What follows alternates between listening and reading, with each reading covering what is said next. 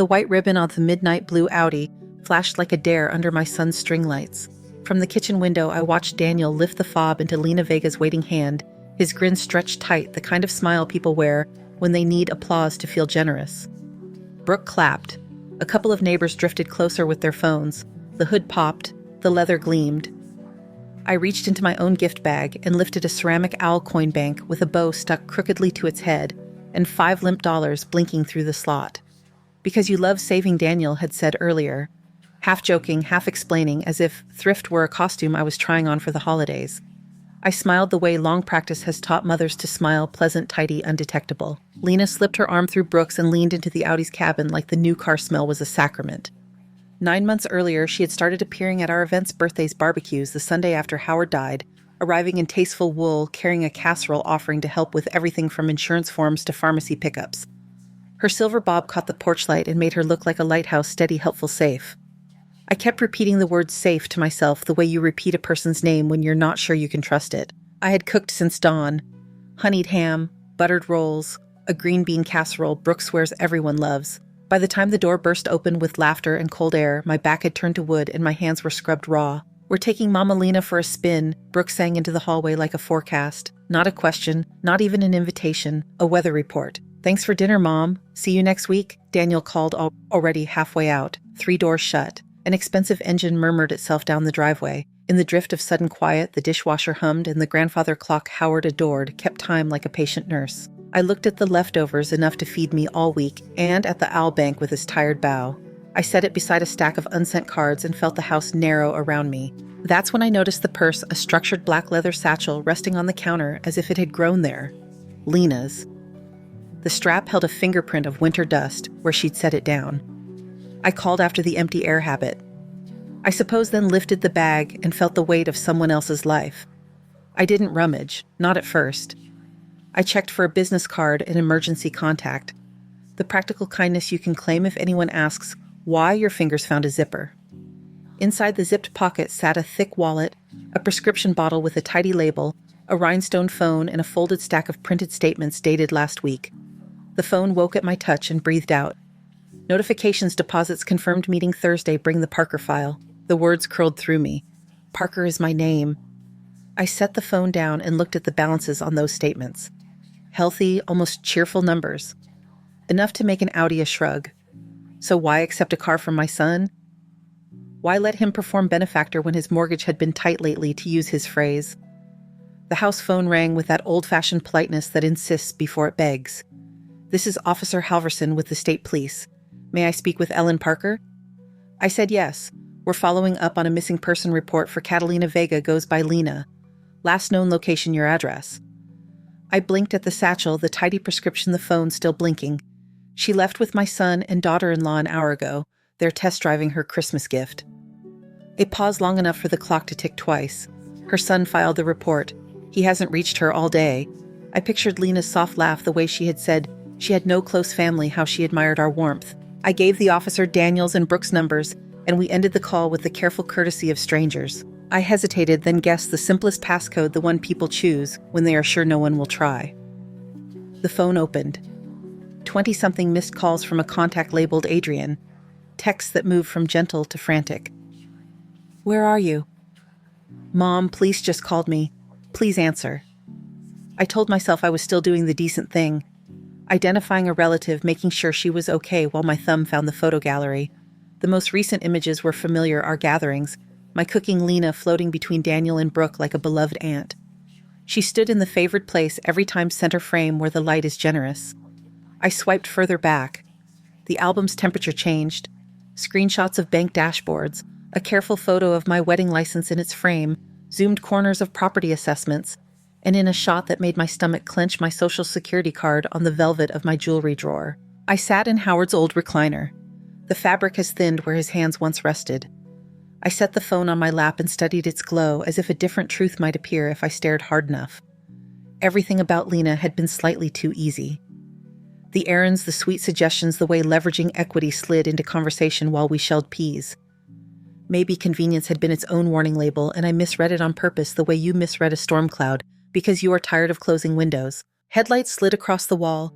The Audi returned bright and pleased with itself. Through the window, I watched Lena approach the door, shoulders squared, eyes skimming the porch in a quick professional sweep. That glance snagged me. People who forget purses perform a certain panic. They pat pockets, reach for straps, replay steps. Lena's gaze cataloged entry points. I met her in the kitchen with the satchel resting where I'd found it. "You left this," I said, and she released the airy laugh that had charmed us all autumn. "I'm getting forgetful," she said, touching my hand like we were co-conspirators against age. She checked the contents with swift fingertips, wallet, phone bottle, and exhaled a breath so small most people would miss it. I didn't. "The car rides nicely," I managed. "Daniel's very thoughtful." "He is," she said, and brightened the word boy when she used it about my 35-year-old son. "You did well with him." The compliment slid in and out like a sewing needle. Brooke and Daniel hovered behind her, already shrugging on coats. "Early morning," he said. "We'll call you." As the taillights dissolved again, I made coffee I didn't need and carried it to the desk where my aging laptop lives. I typed Adrian Vega into a search bar and braced for the coincidence to end. It didn't. The first result was a law firm biography, Adrian Vega, J.D. Elder, Law and Estate Planning. Articles on financial exploitation, power of attorney abuse, and sale leaseback traps. Photos of free clinics and library talks. A slide deck titled Red Flags, How Families Get Groomed. Half down the page, a candid of Adrian with his mother Catalina, his arm around a woman with the same well-kept silver bob and the same soft, practiced smile.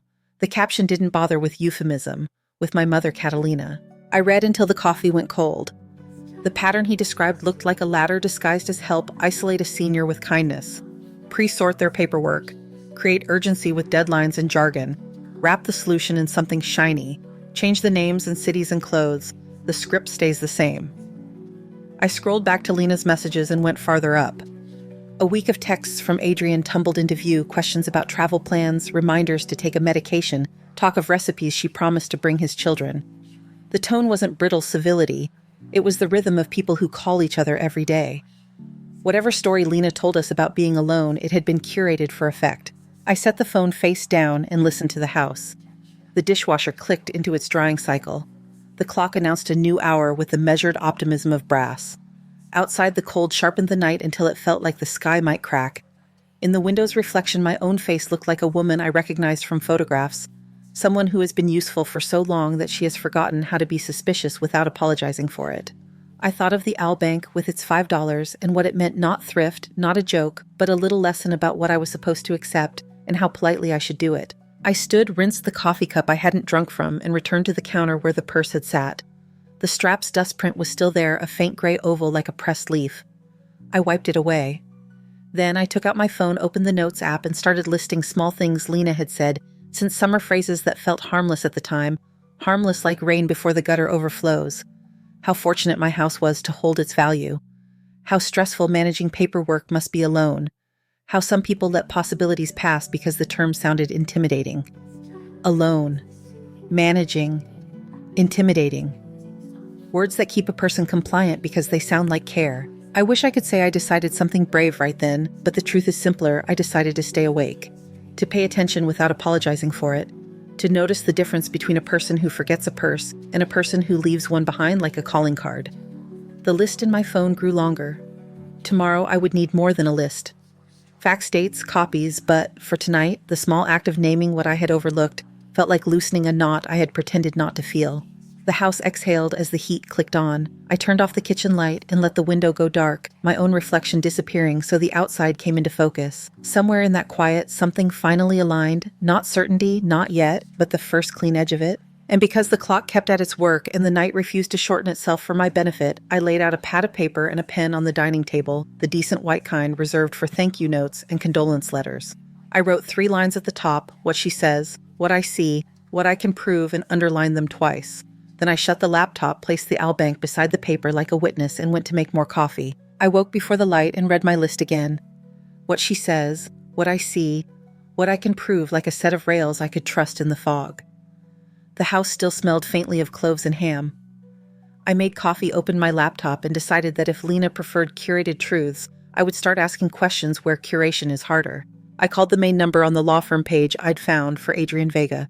"Good morning, Vega and Dyer," a woman answered, cheerful and guarded in the way receptionists learn to be. "Hello, dear," I said, letting my voice lean into its age. This is Ellen Parker in Virginia. I'm calling about Adrian's mother, Catalina. There was a little mix-up yesterday, and I want to be sure she's all right. Oh, the family friend she's visiting, she said at once. Relief softened her syllables. Mr. Vega was worried yesterday when he couldn't reach her. Is she okay? She's fine, I said, and let the smile carry in my tone. How long has she been here again? Time gets slippery at my age. Since early fall, the woman said. He talks to her every day. He was going to fly out for the holidays, but she insisted she wanted to spend Christmas with her new friends there. New friends. I thanked her, and as if the thought had just arrived, added, We were fussing about a car yesterday. My son bought her a very nice one, silly of him really. I thought she already had a car and means. There was a tiny pause, then Ms. Parker, she's independent. She doesn't need anything from anyone. I must have misunderstood, I said. You know how I am with details. I ended the call with honey in my voice and iron cooling under it. The phone hardly hit the counter before Daniel called. Mom, we're coming by, he said. No hello, no question. His tone had that brittle professionalism I hear when he's rehearsed a speech. They arrived dressed like negotiators, Brooke in her neutral blazer, Daniel in the suit he saves for interviews and funerals. They sat across from me at the kitchen table like I was a client blocking a deal. Mom, Daniel began jaw tight. Lena is very upset about yesterday. She feels like you invaded her privacy. I kept her purse safe, I said. That's what you call it when an item remains unstolen in one's kitchen. Brooke's smile was patient in the way people think is kind when they doubt your mind. It's the questions, she said, about her son, about money. She's sensitive. Sensitive, I repeated, and the police call. Her son is. Controlling, Brooke said. He panics if he doesn't know where she is. The kind of panic that files a police report when his mother misses a check-in, I said mildly. It's a wonder he doesn't care for her at all. They exchanged that shared look couples develop, the one made of a year's worth of private agreements. Daniel exhaled. The point is, Lena is family now, he said. She's been like a mother to us, especially since Dad. He swallowed the last word, but I heard it anyway. I looked down at my folded hands, then up at the Albank squat and ridiculous on the credenza. That explains the generosity, I said. How did you afford the Audi? I only ask because I'm impressed. It's not your business how we manage our finances, he said a little too quickly. You're right, I said. It isn't. But because you volunteered to make it my business by parking a luxury car in my driveway in front of half the neighborhood, indulge me. When did this promotion happen you told me about? Recently. What's the new title? Regional. Sales. Each word found him a beat late. That's interesting, I said. Because when I ran into Jim Henderson last week by the bakery, he mentioned layoffs and budget freezes. He said he worried about you. Jim doesn't know about internal moves, Daniel said. He couldn't quite meet my eyes. Brooke's fingers spun her ring a tell they both pretend she doesn't have. She put a hand on Daniel's sleeve. We should go, she said. This isn't productive. I agree, I said, standing. Send Lena my regards. Tell her son sounds devoted. When the door shut behind them, the house swelled with quiet. I refreshed the county website I'd left open. Public records are an odd mercy boring until they aren't. I typed Daniel Parker into the mortgage index, and there it was, tidy as a receipt, a second loan recorded in October, a figure that made my shoulders sag and my jaw set. I pulled his company's last quarterly report and, buried in boilerplate, found a note about performance remediation cycles that suggested promotions were not on the table for anyone, let alone my son. Next, I called the appraisal company listed in a line item I discovered attached to my address, an evaluation I had certainly not authorized. This is Ellen Parker on Maple Lane, I said. I seem to have misplaced the appraisal report you did in October. The woman on the line clicked keys. October 15th, she said, ordered by Daniel Parker for estate planning. We sent 2 copies. I must have lost mine, I said, and softened the edges of my next question. He was authorized to order that. According to the paperwork, she replied. The request included a copy of a power of attorney. My mouth went dry. Would you mind emailing me the request for my records? I can send a summary, she said. We don't release client packets without counsel's say-so. A summary landed in my inbox 3 minutes later, and there it was in digital black and white, my name beside the words, durable power of attorney, notarized, recorded, official enough to fool anyone who wanted to be fooled. I didn't call Daniel. There are moments when a phone becomes a trap. I put on my coat, grabbed my folder of old legal documents, and drove to Marion Ortiz's office, the lawyer who handled Howard's will and who once explained probate to me with such clarity I almost enjoyed it. Marion ushered me in at once, the way people do when they read a face and see smoke. I set the appraisal summary on her desk, then the printout of the mortgage record, then my folder with our wills and the blank space where any power of attorney should have been if it existed. Dorothy, she said, she is the only person who still calls me that. Tell me everything from the beginning. I told her enough. Lena and the purse, the photos, Adrian, the car, the appraisal, The call this morning. The new mythology about a controlling son. Marion listened without blinking, and when I finished, she turned to her keyboard. I'm checking the land records, she said. If a power of attorney was used to order an appraisal, whoever forged it likely recorded it to make downstream parties comfortable. She found it in under a minute. The document filled her screen, my name in block letters, my signature in a loop I recognized and rejected in the same breath. Marion enlarged the signature line. Does this look like yours? It's close enough to fool a tired clerk, I said. But I don't loop the Y in Parker like that, and I never dot like a circle. And that is not my hand. We'll move on this, she said. Immediately. We'll file a revocation and a report with the clerk and the state police. We'll send notice to the appraisal company and to your bank. We'll freeze the channels she could use. She paused. And you're staying with your niece for a few nights. I'm not running, I said. I'll sleep here with the porch light on. She weighed my stubbornness and modified the plan. Then at least add layers. Door cams. A call tree. And Ellen don't meet her alone. I nodded, though I already knew I would. One more thing I said and slid across the request that had formed fully on my drive over. If you can do it quickly, update my will. I want it out of reach. Scholarship funds the clinic. Howard loved the literacy program. Ironclad, no contests, nothing ambiguous enough to argue over. Are you sure you want to do that today? I am, I said. Clarity is a kindness. We signed what could be signed that day and queued the rest. On my way home, my phone rang, and there was that voice like honey poured over gravel. Ellen, darling.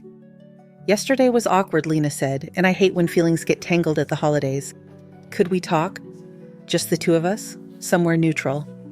That cafe on Dover Street at 2. Neutral. She wanted a place with witnesses and noise to make recording messy. 2 is perfect, I said, and set the recorder app to the screen I'd need later. At the cafe, she had already chosen a corner with her back to the wall and the light landing pleasantly on her face. She stood and kissed the air beside my cheek. You look wonderful, she said. I love that sweater. You always say the right thing. I answered and ordered coffee I wouldn't drink. We did the weather and the grandchildren and the way the city string lights the trees downtown. Then Lena tilted her head with genuine counterfeit concern. Daniel tells me you've been feeling overwhelmed, she said. A house like yours is a lot. Paperwork, maintenance, decisions. She spread her hands in a gesture of empathy anyone would buy in dimmer light. I'd like to take something off your plate. Do tell, I said. There are smart ways to make your money work for you, she said, easing a leather folder onto the table. We help clients like you every day. You're sitting on idle equity that could be protecting you instead of weighing you down. It can be as simple as a sale with a lease back. You sell the property to a group I know, then lease it back at a favorable rate. That frees capital you can invest, but you stay in the home you love. No hassle. So I sell my house and pay rent. I said so I can invest the privilege of living in the place I already own. She smiled as if I'd told a joke and slid a sheet toward me, the kind with charts and arrows that trade confusion for trust. There are also tax-advantaged vehicles we use perfectly legal when structured right that can reduce what the government takes later. My partners specialize in these. They're selective, but I believe we could get you in. The window is short. These opportunities come in cycles. The words fell in familiar order: idle equity, favorable rate, partner's window. I watched her face when I said lightly, Daniel mentioned he could help manage the investments. Isn't it lovely when family can collaborate, she said, all brightness. It gives everyone a stake in your comfort. And your partner group, I asked. Who would I meet? They prefer discretion, she said with theatrical regret. But I can bring documents, credentials. We move quickly once a client decides. I'm old-fashioned, I said, keeping my eyes kind. I like to look a person in the eye before I sign away a lifetime. She held my gaze a beat too long. Of course, she said. I'll see what I can arrange. We finished pretending to drink coffee. In the parking lot, she hugged me warm and careful. I want what's best for you, Ellen, she said into my hair. You remind me of the mother I never had. You have a son who calls every day. I said, stepping back. Best is relative. I got in my car and didn't start it until she had driven out of the lot and turned left, not toward my neighborhood, but toward the wealthier one where she rents a small, impeccably staged house. Back home, I typed up everything while it was still bright in my mind, the phrases she used, the urgency she created, the way her eyes sharpened when I said window. I added a column to my list, what she needs from me. She needed compliance, a signature speed proof of liquidity. She needed the story of a woman too tired to read fine print and too grateful not to sign. She needed a son she could leverage. She had one, for now. Daniel called after sunset. His voice was smaller this time. Can we talk? He asked. Just me. Of course. He arrived in a sweatshirt instead of a suit and sat with his hands lock-stitched together between his knees. For a long minute, he stared at the owl bank like it might judge him less than I would. We're behind, he said finally. On everything. Brooke lost her job. I thought I could fix it without asking for help. It got worse. Lena said she knew people who could help us restructure, but they'd want to see that we could make serious decisions, that we weren't timid. His mouth twisted around the word. I bought the car because she suggested a gesture of confidence. She said her partners respect families that show they value advice. You mortgaged your house to buy a car for a woman you've known 9 months, I said. I didn't raise my voice. Raising your voice is for people still hoping to be understood. And the promotion, I thought it would be true by now. He rubbed his eyes. She kept saying once we were in the program we'd be fine. I wanted to believe that. She mentioned a sale leaseback today, I said, and tax vehicles only her discreet partners can access. She wants to move quickly. She wants me to sign. He flinched. She said you'd probably resist at first, but come around when you saw how happy she made us. He heard the sentence as he said it and winced. Mom, I'm sorry. Sorry is a beginning, I said, but we're past apologies. We're at facts. I told him about the appraisal, the power of attorney with my forged signature, the calls I'd made, the documents Marion had already moved to choke. He went gray the way a person does when a story about hope shrugs off its coat and shows you the bones underneath. I didn't know about any power of attorney, he said. She never said. Of course she didn't, I said. It's harder to con a man who sees the whole stage. He leaned forward, elbows on his knees. What do we do? I looked at my list again. What she says, what I see, what I can prove, and felt something steady click into place. We stop letting her set the timing, I said. We stop apologizing for asking questions. We gather evidence in a way that keeps you and Brooke from becoming accessories to your own humiliation. He nodded and looked toward the doorway where Howard's clock kept the most patient time in the world. I'll do whatever you say. You'll do the right thing, I said. Tomorrow you'll call Lena. You'll tell her I'm considering her proposal. You'll ask for a meeting with her partners, face to face. No signatures until then. And when she can't produce them, he asked, then her mask will slip, I said. And while it slips, we'll be watching. I walked him to the door and stood on the porch with him for a moment, the breath of winter running its fingers through the last stubborn leaves. Across the street, the neighbors' lights blinked in red and gold. Mom, he said, if I had come to you and told you the truth in September before all this, I would have been angry, I said, honest as frost. And then I would have helped you. I touched his arm. I'm furious, Daniel, and I am going to help you. After he left, I turned off the porch light and let the darkness fold around the house. I printed the appraisal summary, the mortgage record, a snapshot of the forged POA, and slid them into a clean folder. I put a fresh legal pad beside them and wrote a new heading. What she can't explain. I slept for an hour, then another. The clock worked while I didn't, and when morning arrived, it found me at the dining table with a pen, listening to the phone ring just once and then again. Lena had texted, lunch tomorrow. We should move quickly while the window is open. I can bring preliminary papers. The word papers wore perfume. Face to face with your partners, I typed back. Or no deal. I added a period and let it be a full stop. 3 dots appeared, vanished, or returned. I'll see what I can do, she wrote. By morning, her text arrived with perfume on it. Let's keep momentum. I can bring preliminary papers. I pressed my finger to the glass until the reply appeared simple and immovable. Face to face with your partners, or there is no conversation. The bubbles came and went, like a nervous tick. I'll arrange it, she wrote at last, which meant she could not. Good. A person who can't produce their cast begins to improvise, and improvisation is where the seams show. I spent the first hours building bait. The printer sang through a ream while I worked in the unglamorous edges mock statements that looked convincingly dull, the kind of institutional typography that borrows its authority from boredom. The numbers were generous enough to reroute caution money market balances, a brokerage summary, a certificate of deposit coming to term, all collectively suggesting I could move nearly $2 million without breaking a sweat. Every page carried a faint watermark copy in a gray so pale you'd miss it unless you were looking for honesty. I slid the stack into a manila folder and wrote in my neat nurse's hand, Asset Review Parker. Then I called Marion. I want you looped in at each step, I said, and I want someone at the sheriff's office who knows our names before they read them in a report. You already have both, she said. Paper trail is active, the revocation is filed. The clerk flagged the forged POA, and I've asked a detective to call you today. Do not sign anything. Do not let anyone photograph your ID. And Ellen, if she presents you with something labeled information release, that is a trap with a polite hat. Noted, I said. If she shows me an authorization, I'll ask for hers. I texted Daniel and Brooke, come at noon. No suits. Bring your real faces. When they arrived, Brooke carried the stilted carefulness of someone who has memorized all her sorries and doesn't know which one to lead with. I need both of you to listen without defending yourselves, I said. What we are about to do lives on one thin line between protection and entrapment, and the line is this: we will not lie about facts. We will not forge somebody else's name. We will not sign anything. We will only ask questions, refuse speed, and record what they volunteer. Brooke nodded, eyes shining. What do you want us to say? Less than you think, I said. When people near a payday, they narrate themselves. Your job is to look impressed and mildly overwhelmed. Daniel, you will ask only 3 questions each once. First, will your partners join us so I can shake their hands? Second, what return have your existing clients actually realized, and can we speak to one? Third, if we start with $750,000, what would stop us from moving the whole $2 million immediately if it goes well? Daniel swallowed. And if she asks about the car, you let her, I said. If she claims it proves you're decisive, she's admitted she ties gifts to access. If she claims it proves your capacity, she's admitted she uses symbols in place of due diligence. Either helps us. Brooke stared at the folder marked Asset Review Parker. Are those real? Convincing, I said. Not real.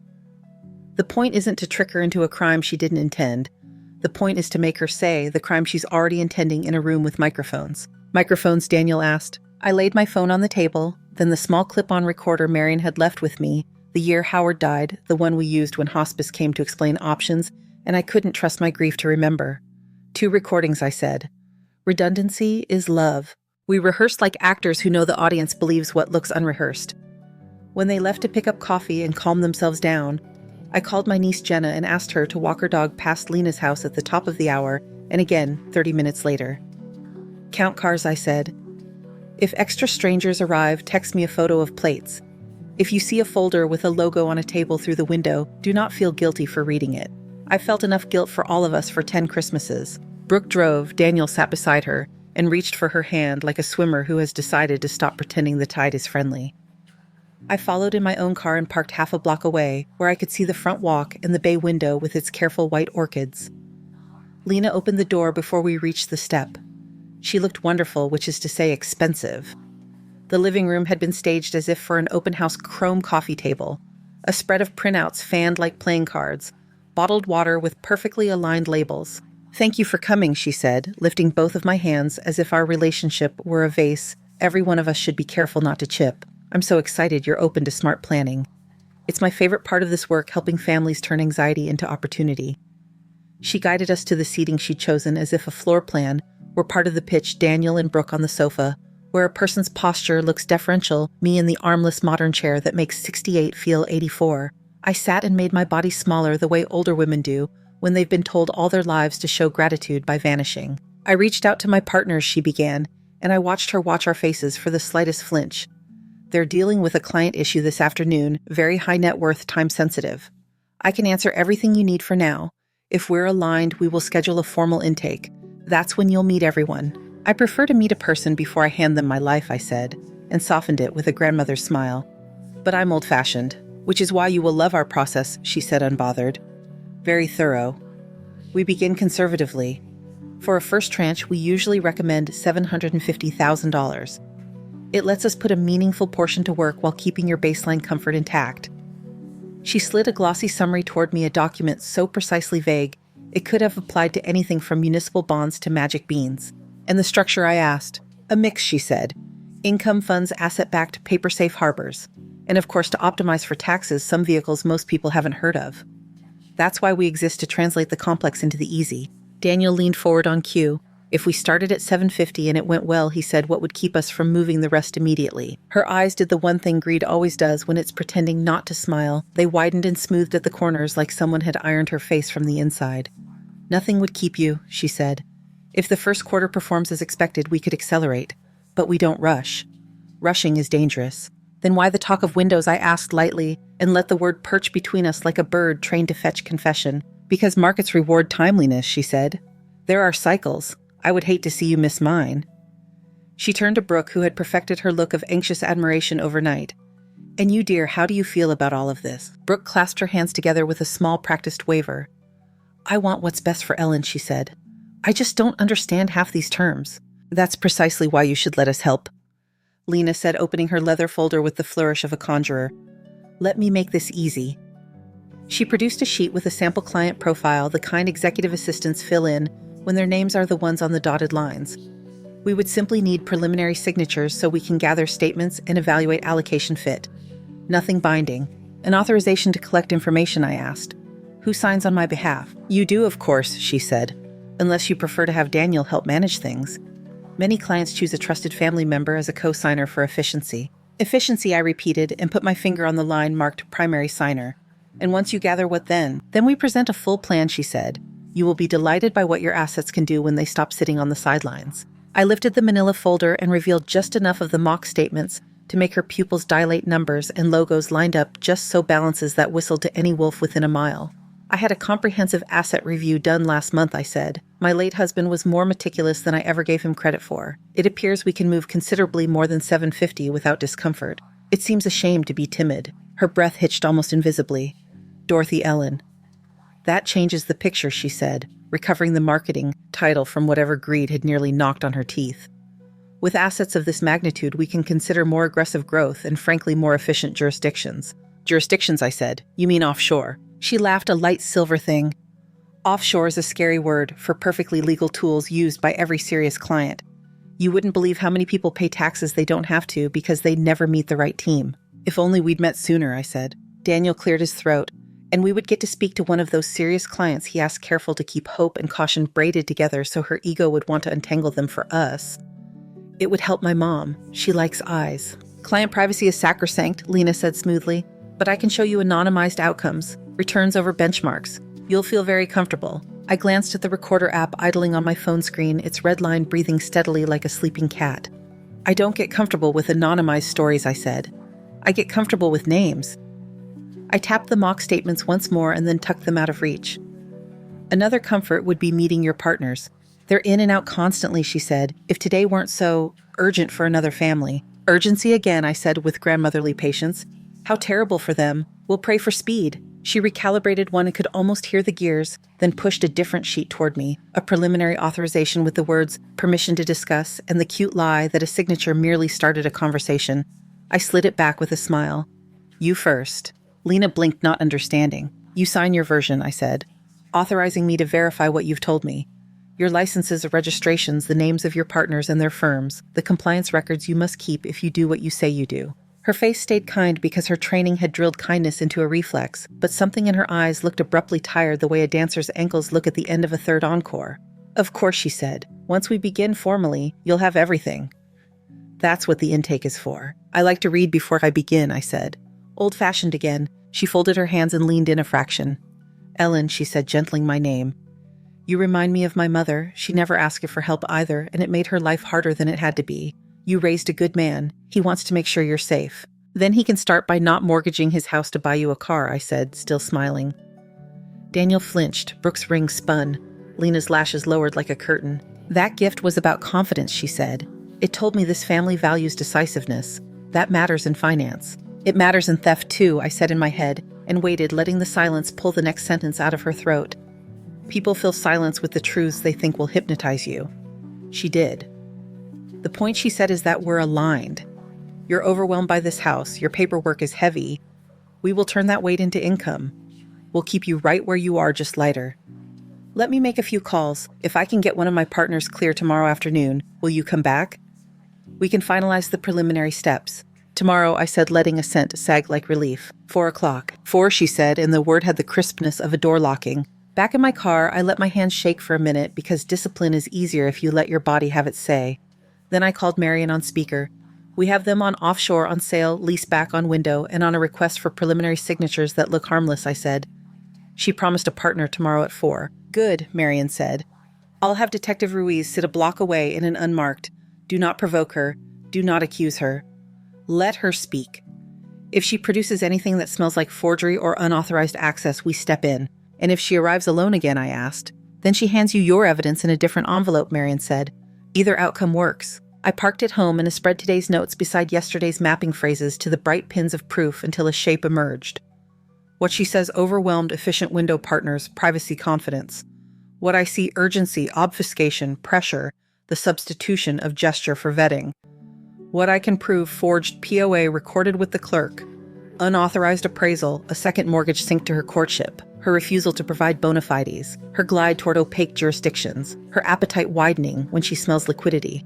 Daniel came by after Brooke's shift at the cafe. He stood in the doorway like a man waiting to be told where to put his hands. "You did well," I said. "I felt like a child," he said. "Children often tell the truth best," I said. "Tomorrow you will do less. You'll sit and look like a man who wants his mother safe and doesn't know how to achieve it.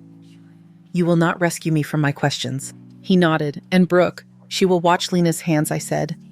"Some people lie with their mouths and tell the truth with their fingers." Brooke arrived a few minutes later.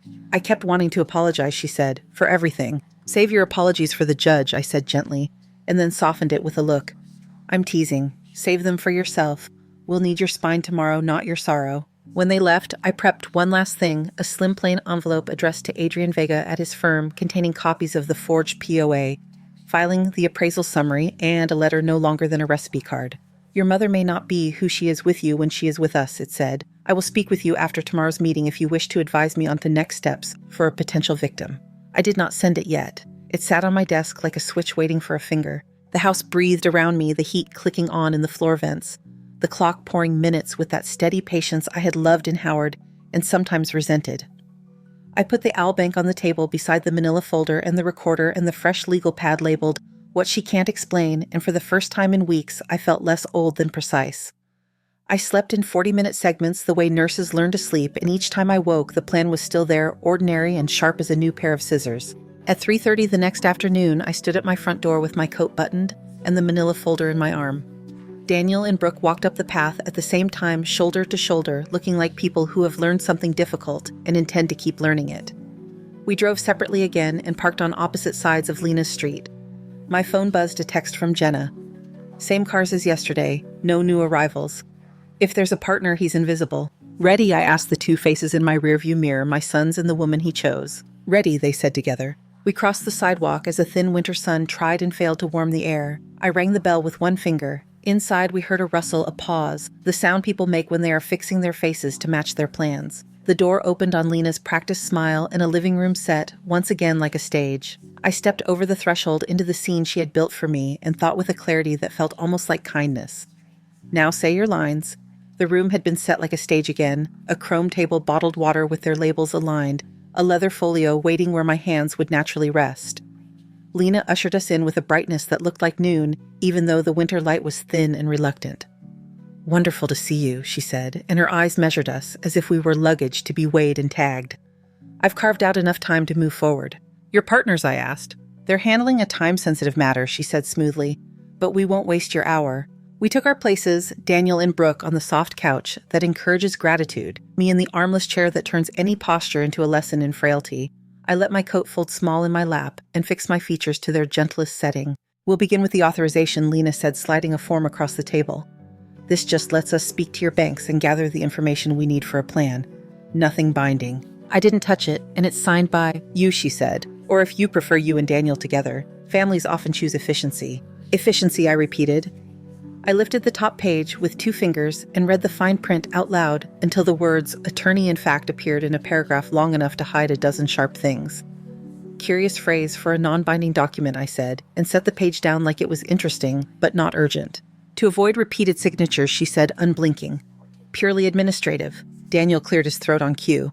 "Before we authorize anything," he said, "we'd like to meet the partners. Shake hands. My mom likes eyes." "They're in and out," she said. "You'll meet them at intake." "Then let's schedule intake," I said. "With their licenses and registrations on the table, I'll bring mine." She smiled a little tighter as if the room had tilted a degree and she was choosing not to notice. "Of course." Meanwhile, it's helpful to understand the scale. Her gaze dipped to the manila folder I had placed deliberately within reach. "If your review suggests liquidity, we can start with $750,000. If the first quarter performs, we accelerate." "Suppose we don't start shy," I said, revealing just enough of the mock statements to let the numbers whisper. "Suppose we prefer boldness." Her pupils dilated. "Then we would consider jurisdictions that protect your privacy," she said. "Perfectly legal when structured right. Clients like you appreciate discretion. Names appreciate it more," I said. "Let's talk to one." "Client privacy is sacrosanct," she repeated, "but I can show anonymized returns." "I don't comfort myself with anonymized stories," I said, and tucked the statements away. "Another comfort would be the partner you promised today." She spread her hands. "Unavoidable conflict. But I can begin the paperwork, so we're ready the moment they're free." She slid a second sheet forward, a preliminary access form with a signature line, and in the footer a reference number that matched the one on the forged power of attorney Marion had pulled from the clerk's database. Interesting numbering, I said softly. She didn't flinch, standard. Is it? I said, and reached into my bag for a clean folder, because my lawyer and I found this one recorded 3 weeks ago. I laid down a printed image of the POA with my counterfeit signature enlarged to fill the page. This is not my hand. Brooke's ring stopped its nervous orbit. Daniel stared at the page as if it were a door he kept walking through by accident. Lena's lashes dipped and rose. I don't handle filings, she said. Partners do. Then call one, I said. We'll wait. A silence opened like a trap door. On my phone, the recorder traced a steady red line. Under the table, my thumb tapped the message I drafted earlier, now. I sent it to Marion and to the number Detective Ruiz had texted me yesterday with the laconic promise I'll be where you can see me if you need to. Lena chose a new tactic. Ellen, she said, lowering her voice into the register that sells relief, you're overwhelmed. This is noise. Let me make this easy. Sign the prelim. Let me gather, and by Friday you'll understand why people thank me. I thank people with names, I said, and credentials, and the courtesy of not filing authority over my life without my consent. I turned to Daniel. Ask your second question. He swallowed. What return have your clients realized actual numbers, and can we speak to one? Lena's smile became the kind that photographs well and helps no one. Our outcomes exceed benchmarks, she said. That's all you need now. And the third, I said. If we begin at 7:50, Daniel asked, what stops us from moving everything right away? Nothing, she said, bright with promise. Except our prudence. The sentence shimmered between us, the kind of line that sounds like a fence and is actually a runway. A knock interrupted her next word. She blinked, recalculated, and stood. Excuse me, she said. In the hall, low voices, a badge's soft flash. Detective Ruiz announced himself politely, as if we were all neighbors and someone's dog had wandered through a hedge. Ma'am, he said to Lena, stepping just inside the room, I'd like to ask a few questions about a document recorded with the clerk that bears Ms. Parker's name. Lena's smile tried to stand and failed. This is highly irregular, she said. So is forgery, Ruiz answered, neutral as a winter sky. He nodded to me. I placed the folder with the clerk's printouts on the table. You're welcome to call counsel, he added. We won't be long. The rest moved in the choreography bureaucracy uses when it is careful photographs, a request for her phone, a polite recitation of rights. Marion arrived cool and crisp and stood at my shoulder like a lighthouse you could lean against. Brooke held Daniel's hand and didn't let go. Lena kept speaking in the second person plural. We are process, our clients, until it was just her and the pronouns stopped pretending. When we stepped back onto the porch, the winter sun had dropped and the air tasted like clean metal. My hands shook once and then remembered themselves. Ruiz clasped his notebook. We'll be in touch, he said. Don't sign anything you didn't ask for. I won't, I said, ever again. Months folded themselves into ordinary days. The clerk voided the forged POA. The appraisal company sent a letter with words like regret and process improvement. Daniel and Brooke sold the car and shoveled every dollar back into the second mortgage until the hole stopped widening. Lena entered the system in the way people do when their talent for improvisation runs out. Lawyers made the most of what they had. A plea appeared. I mailed the envelope I'd addressed to Adrian Vega, and a week later sat across from him at a coffee shop halfway between his office and a courthouse. He looked like a man who had learned to separate love from defense and was tired of the practice. We spoke plainly. He thanked me for telling the truth. I said truth had been a slow learner in my house, but it had caught up. On a mild afternoon in June, Brooke brought a small frame, a photograph of Howard and me at 22 standing in front of a church door we were certain we understood. I put it on the mantel beside the foolish little owl bank and the neat white binder where I keep copies of everything, now revocations, affidavits, letters with dates and signatures.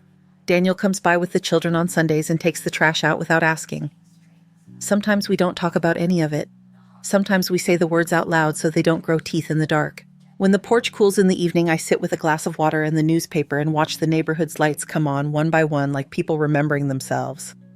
The clock keeps its patient time. I'm not naive again. I am not meaner either. I have simply learned the dignity of asking for names and the quiet art of saying no without apologizing for it. And when I lock the door, I do it the way I do most things now on purpose, with my head up, listening for what the house knows, grateful for what it still gives back. Thank you so much for listening to today's story. If this story resonated with you or made you reflect, I'd love to hear your thoughts, so feel free to share them in the comments below. And don't forget to like, subscribe, and hit the notification bell so you won't miss the next story. I'll see you next time as we continue exploring more journeys and lessons together.